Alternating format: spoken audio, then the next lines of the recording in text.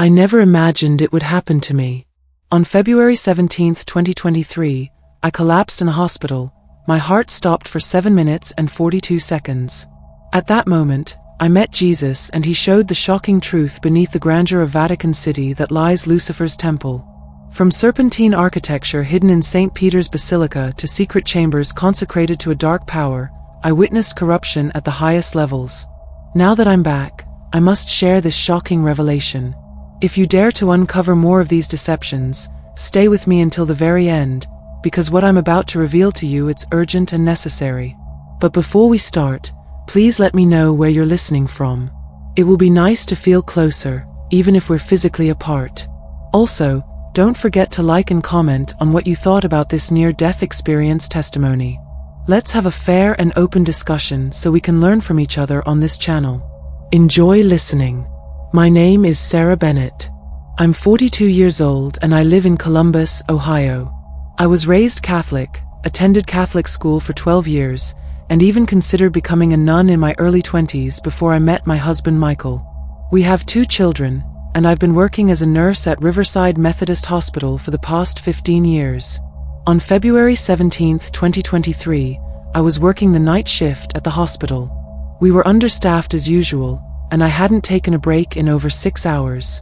I started feeling lightheaded while checking on a patient, but I pushed through it. As I was walking back to the nurse's station, my vision suddenly tunneled, and I collapsed. Later, I would learn that I had suffered a massive pulmonary embolism. A blood clot had traveled to my lungs, cutting off oxygen to my body. My heart stopped for 7 minutes and 42 seconds before they were able to resuscitate me.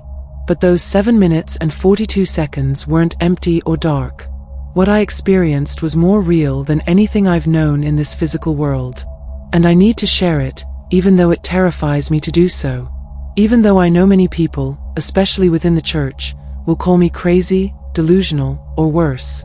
When I collapsed, I felt a sudden release, like being underwater for too long and finally breaking through to the surface. There was no pain, no fear. I was moving through what seemed like a tunnel of soft, golden light. I felt weightless, peaceful. I remember thinking, so this is what dying feels like. I wasn't scared. I felt like I was going home. At the end of the tunnel, I saw a figure of brilliant white light. As I got closer, the light took form, a man in simple robes, with kind eyes that seemed to know everything about me. I knew immediately it was Jesus. Not the meek, sanitized Jesus from the paintings in church, but a powerful, sovereign presence that radiated both authority and perfect love. His eyes held so much compassion that I started to weep, though not with physical tears. "Sarah," he said, "you've returned to me earlier than planned, but I have something to show you, something you need to share when you go back." I was confused. Go back? I don't want to go back. I want to stay here with you. He smiled with such tenderness. "Your work isn't finished, child. What I'm about to show you is difficult, but necessary. Many of my children have been deceived. They worship in buildings they believe are holy, but they don't see what lies beneath the surface." Jesus reached out his hand, and when I took it, we were suddenly moving, not flying exactly, but being transported somehow. We arrived at what I immediately recognized as Vatican City. I had visited once 20 years ago, on a pilgrimage with my church. But now I was seeing it from above, like a bird's eye view, and I could see energy patterns flowing through and around the buildings, currents of light and shadow intertwining.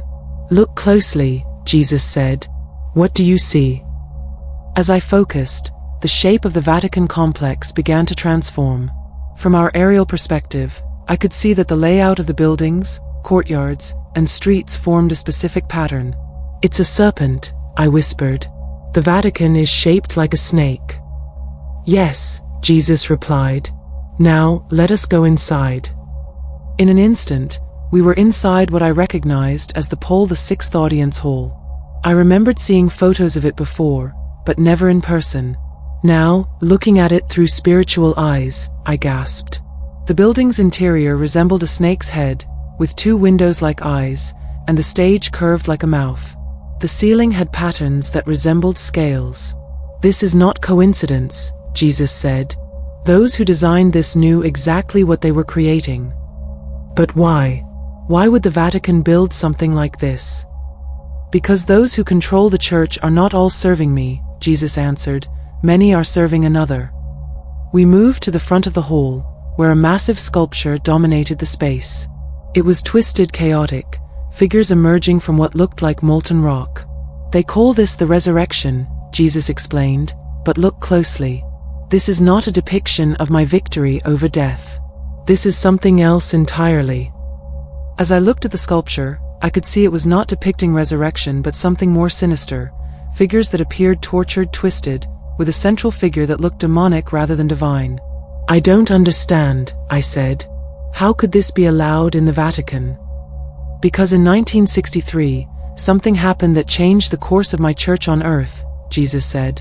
A ritual was performed, not by all, but by some in positions of great influence, that invited another power into these halls. He touched my forehead, and suddenly I could see it, a ceremony conducted in darkness, with participants in robes standing in a circle. I could hear Latin chants that made my spirit recoil. At the center of their circle was not a cross, but symbols I didn't recognize. They enthroned Lucifer within the Vatican, Jesus said plainly. Not all who serve in the church know this or participated in it. Many of my true servants within the Catholic Church are innocent and genuinely seek to do my will. But at the highest levels, corruption has taken hold. Why are you showing me this? Because the deception must be exposed. Look here. We moved again, this time to a subterranean area beneath St. Peter's Basilica. We passed through solid stone as if it weren't there, descending into the Vatican Necropolis.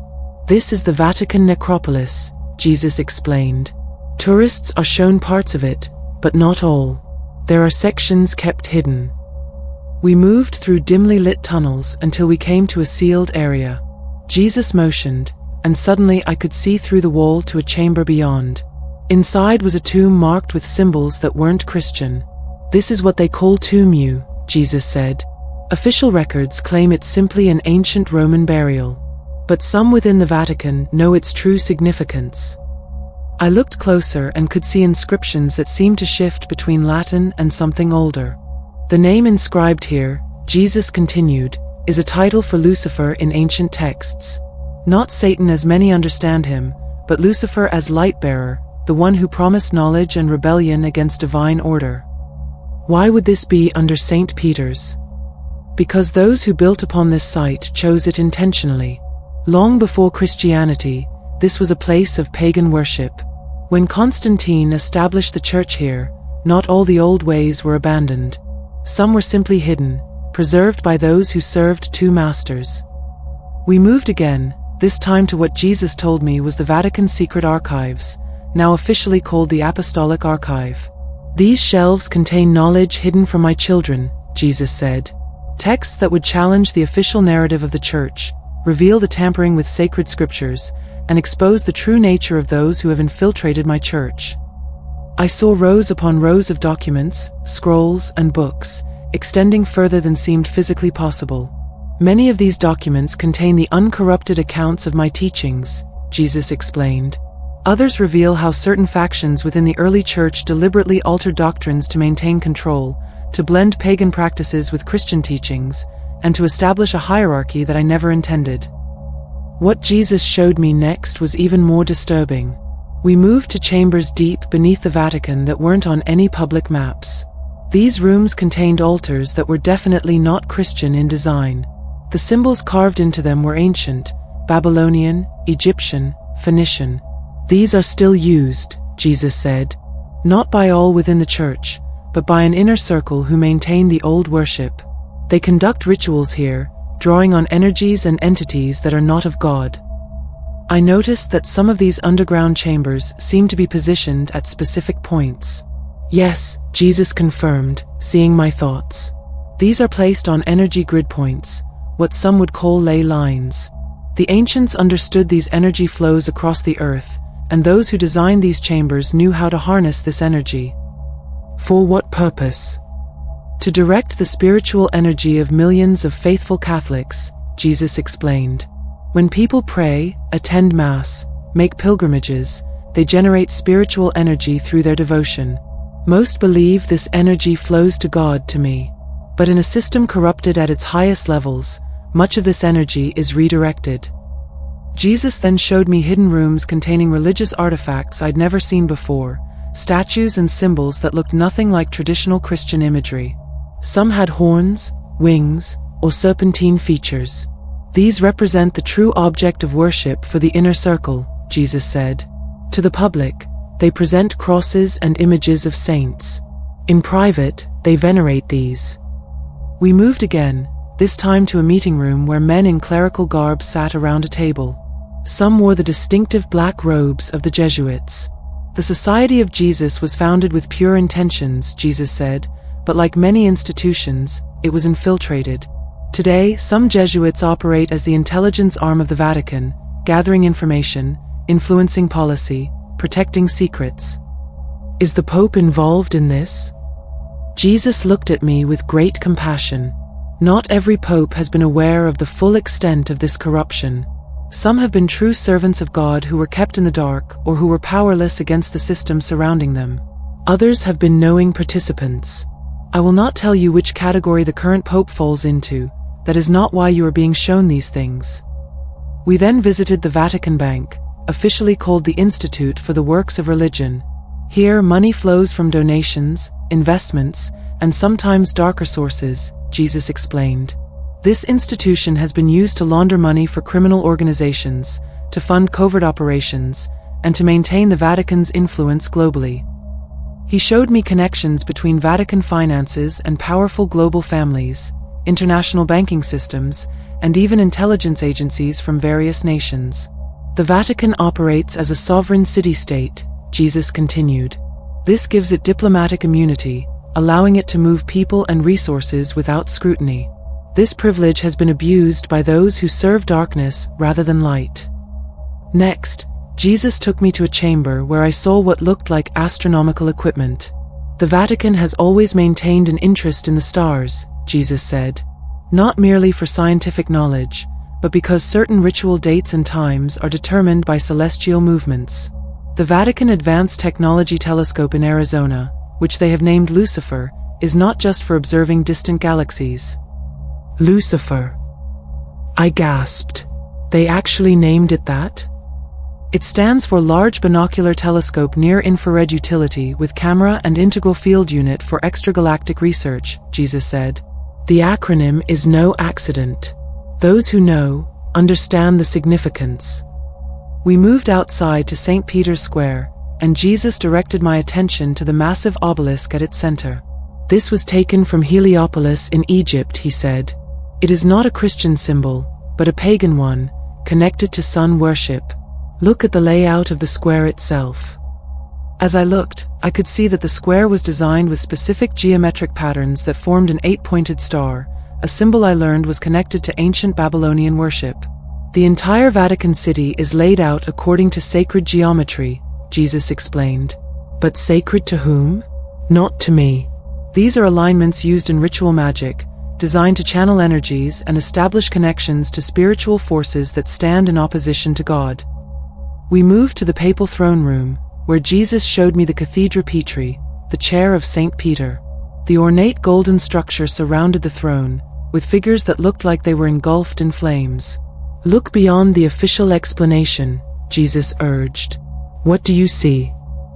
As I looked closer, the decorative elements began to take on a different appearance. The golden rays looked like demonic forms reaching out, surrounding the throne in what appeared to be a chaotic scene from hell rather than a heavenly vision. The symbolism here is dual, Jesus explained. To the uninitiated, it represents divine glory. To those with eyes to see, it represents something else entirely. Jesus then showed me the papal regalia, the ornate robes, the mitres shaped like fish heads, the staff topped with a twisted crucifix. None of these come from my teachings, Jesus said. These are adaptations of pagan priestly garments from Babylon, Egypt, and other ancient mystery religions. The Church did not eliminate these symbols, it absorbed them and gave them new names. We moved through time as well as space, and Jesus showed me scenes from Vatican history, the Inquisition, the Crusades, alliances with dictators, and the protection of war criminals after World War II. These were not actions taken in my name, though they claimed to be, Jesus said. These were exercises in power, control, and sometimes vengeance against those who threatened to expose the truth. Jesus showed me connections between the Vatican and secret societies commonly thought to be at odds with Catholicism, Freemasons, Rosicrucians, and others. The public faces of these organizations may seem opposed, Jesus explained, but at the highest levels, they often share members, symbols, and goals. The dialectic, thesis, antithesis, synthesis, is a strategy. Control both sides, then guide the outcome. How has this remained hidden for so long? It hides in plain sight, Jesus replied. The symbols are there for anyone to see, but they're explained away as art, as tradition, as religious symbolism. Most people never question because they trust. And those who do question are marginalized, discredited, or worse. Jesus then showed me the holy door at St. Peter's Basilica, the door that is sealed from the inside and opened only during Jubilee years. This is not merely tradition, Jesus said. In esoteric practice, a sealed door represents a barrier between worlds. The ceremony of opening the door is a ritual invitation. An invitation to what? To entities and energies that would not otherwise have access, Jesus replied. The timing of these Jubilee years is not arbitrary, they align with certain celestial configurations important in ancient mystery religions. We moved to a chapel where I heard priests chanting in Latin. Jesus translated for me. They are saying, "May the morning star find its flame, that Lucifer who never sets." They're openly invoking Lucifer in church. I was shocked. They claim it refers to me as the morning star, Jesus explained. But context and intent matter in spiritual things. This liturgy has remained unchanged for centuries, despite opportunities to clarify or remove it. Those who know, understand the dual meaning. Jesus then showed me the Vatican's interest in modern technology, artificial intelligence, digital identity systems, surveillance technology. The next frontier of control is digital, Jesus said. Not through buildings and rituals alone, but through algorithms that can track, predict, and influence human behavior on a scale never before possible. I saw plans for digital confession applications, AI systems designed to provide spiritual guidance, and databases storing extensive information about believers worldwide. The goal remains the same, Jesus explained. Control of the soul, submission to authority, redirection of spiritual energy. Only the methods evolve. Jesus then showed me something that broke my heart. Millions of sincere believers praying, attending Mass, making pilgrimages to Rome, their spiritual energy creating beautiful streams of light. But instead of that light flowing upward to heaven, much of it was being captured, redirected through the Vatican's architectural layout, and channeled into those underground chambers.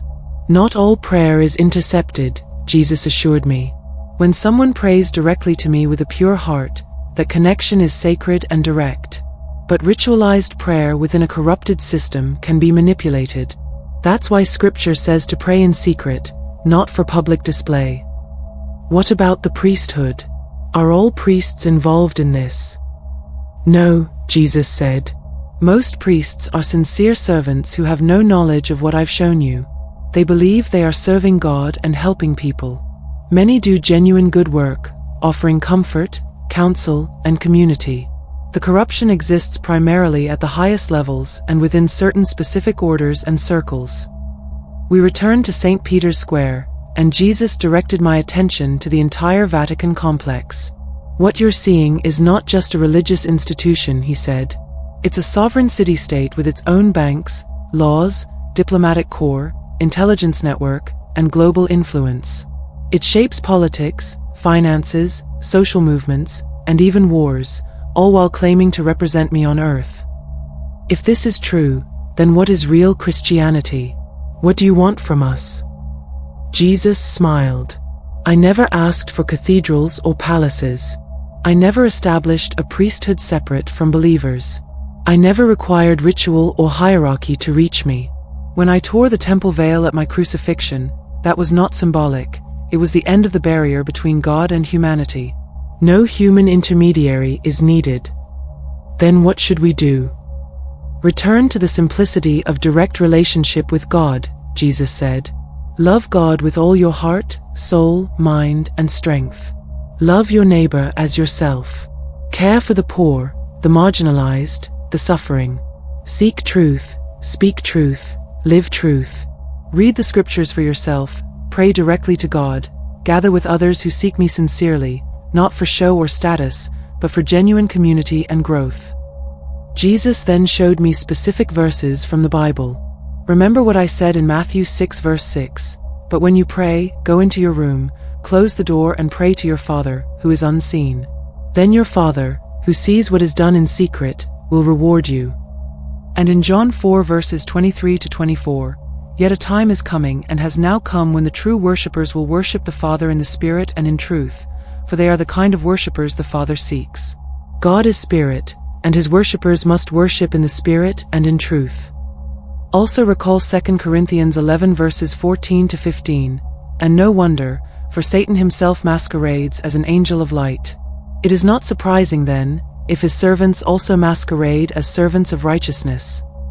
And perhaps most importantly, 1 John 4 verse 1, "Dear friends, do not believe every spirit, but test the spirits to see whether they are from God, because many false prophets have gone out into the world." Jesus continued, "The deception I've shown you extends beyond the Vatican. It affects many religious institutions that have replaced relationship with ritual, truth with tradition, and direct connection with hierarchical control. The Vatican is merely one manifestation, through a powerful one, of a larger spiritual battle. Is there any hope for reform? There are true believers within every system, including the Catholic Church, Jesus assured me. Not all have bent the knee to Baal. Just as in Elijah's time when God preserved 7,000 who had not bowed to false gods, there remain those within these institutions who serve me faithfully, often struggling against the corruption they see. Pray for them. They fight a difficult battle." Jesus then explained something profound about spiritual architecture. Throughout history, those who understood spiritual principles have encoded them into physical structures. The temple in Jerusalem was designed according to divine specifications to facilitate true worship. Similarly, corrupted systems design their structures to facilitate their own purposes. The Vatican's architecture, its layout, symbols, and geometric alignments, serves as a physical manifestation of a spiritual system designed not to connect people to God but to redirect their spiritual energy. What about other symbols we see in Catholicism? The cross, the dove, the lamb. Original Christian symbols had clear meanings pointing to me and my sacrifice, Jesus explained. But over time, many additional symbols were incorporated from other traditions, the obelisk, the pine cone, the solar wheel, and others. These weren't Christian additions, they were adoptions from mystery religions. This created a dual system where the uninitiated see Christian symbols while initiates recognize the older esoteric meanings. Jesus showed me how certain elements in Catholic churches, the altar design, the orientation of the building, even the placement of windows, often incorporated principles from ancient temple design that had nothing to do with Christianity. The Vatican's fixation on Saturn is particularly telling, Jesus continued. In esoteric tradition, Saturn represents limitation, control, time, death, the very antithesis of the freedom and eternal life I offer. Yet Saturn symbolism is embedded throughout Vatican City, in architecture, in ritual timing, in symbolic colors like black and red. Is this why Catholic services traditionally felt so rigid and controlled? Structure itself isn't inherently negative, Jesus clarified. But when structure becomes the goal rather than the means, when ritual replaces relationship, when obedience to human authority supersedes connection to God, then yes, you're experiencing a Saturnian system of control rather than the freedom of the Spirit. Jesus then showed me something that stunned me, the energetic connections between the Vatican and other power centers around the world, certain banking headquarters, political buildings, even entertainment industry hubs. The system of control isn't limited to religion, Jesus explained. It extends to finance, governance, education, medicine, entertainment, all major systems that influence human consciousness. Religion is just one pillar, albeit a crucial one, as it claims to represent the divine and thus can bypass critical thinking through appeals to faith. Jesus showed me how the Vatican maintained relationships with bloodline families that traced their lineage back to ancient times, families that still held enormous power in global finance and politics. These connections aren't coincidental, Jesus said. They represent an unbroken lineage of influence dating back to Babylon and beyond. The names and forms change, but the system persists. Why are you showing me all this? What am I supposed to do with this knowledge? You will return to your body, Jesus said. When you do, share what you've seen. Not all will believe you. In fact, many will reject your testimony. But some will have eyes to see and ears to hear. Some are already questioning, already sensing that something is wrong with the system they've trusted. Your words will confirm what their spirits have been discerning. But I'm nobody, I protested. I don't have a platform, influence, or credentials. Who will listen to me? That's precisely why you were chosen, Jesus smiled. I have always worked through the humble, the overlooked, the unqualified by worldly standards. Remember, I chose fishermen, not Pharisees. Tax collectors, not temple priests. Your very ordinariness makes your testimony powerful, because it can't be attributed to personal ambition or expertise. Jesus then touched my heart, and I felt an overwhelming love flow through me, a love deeper and purer than anything I'd ever experienced. Remember this love, he said. In the face of rejection, criticism, and even threats, remember that this is what I feel for all my children, even those trapped in corrupted systems, even those who have chosen to serve darkness. I desire all to come to the knowledge of truth and to freedom in me. How do I avoid falling into fear or hatred when sharing these things? Speak truth in love, Jesus replied, not to condemn individuals, but to expose systems that enslave them. Not out of conspiracy or sensation, but out of genuine concern for souls. And always remember, your battle is not against flesh and blood, but against principalities, against powers, against the rulers of the darkness of this world, against spiritual wickedness in high places. Jesus quoted Ephesians 6 verse 12, and then he added, the ultimate deception isn't just the corruption of religious institutions. It's the separation of humanity from direct communion with God. It's convincing people they need intermediaries, rituals, and institutions to reach me when I am as close as their next breath. Jesus then showed me one final vision, a global awakening. I saw people in every nation beginning to question, to seek truth directly rather than through authorized channels, to connect with God personally rather than institutionally. This is already happening, Jesus said. Despite the efforts of corrupted systems, despite centuries of control, people are awakening. The spirit of truth is moving. No building, no hierarchy, no ritual can contain it. This is why systems of control are becoming more desperate, more obvious in their methods. They sense their time is short. Is this the end times? Jesus smiled. People have been asking that since I ascended. I will tell you what I've always said. Be ready at all times. Whether it's the end of all things or simply the end of an era, live in truth, in love, and in the freedom I provide. With those words, Jesus embraced me, and I felt myself being pulled back, away from him, through the tunnel of light, and suddenly into the shocking pain and chaos of my body being resuscitated. I gasped, choking on the tube in my throat.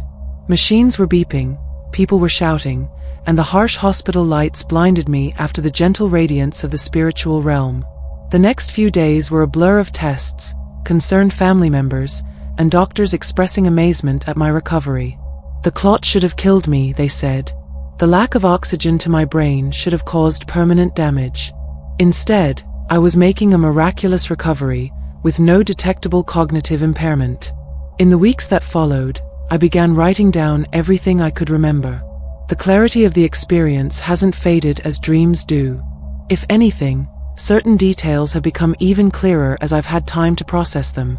I've shared my story with a small circle of trusted friends, with mixed reactions. Some dismiss it as hallucinations from oxygen deprivation. Others listen with open minds, connecting what I saw to questions they've had about institutional religion. A few have responded with fear, warning me against sharing such dangerous ideas. But I know what I experienced. I know who I met. And I know the love I felt in his presence, a love that extends to all people, even those unknowingly caught in systems of spiritual deception. I don't claim to understand everything I was shown. I'm still processing, still researching, still finding connections between what Jesus revealed and information available in historical and theological sources. But I can no longer participate in the system I was raised in, knowing what now lies beneath its surface. Instead, I pray directly to God. I read Scripture with new eyes. I gather with others who seek authentic spiritual connection rather than religious performance. And I share my testimony with those willing to listen, trusting that the Spirit of truth will confirm in their hearts what is true. If you've watched this far, I ask only one thing: don't take my word for it. Research for yourself. Question what you've been taught. Look at the symbols, the architecture, the history with new eyes. And most importantly, seek direct connection with the divine rather than relying on human intermediaries. As Jesus told me, you will know the truth, and the truth will set you free. John 8 verse 32.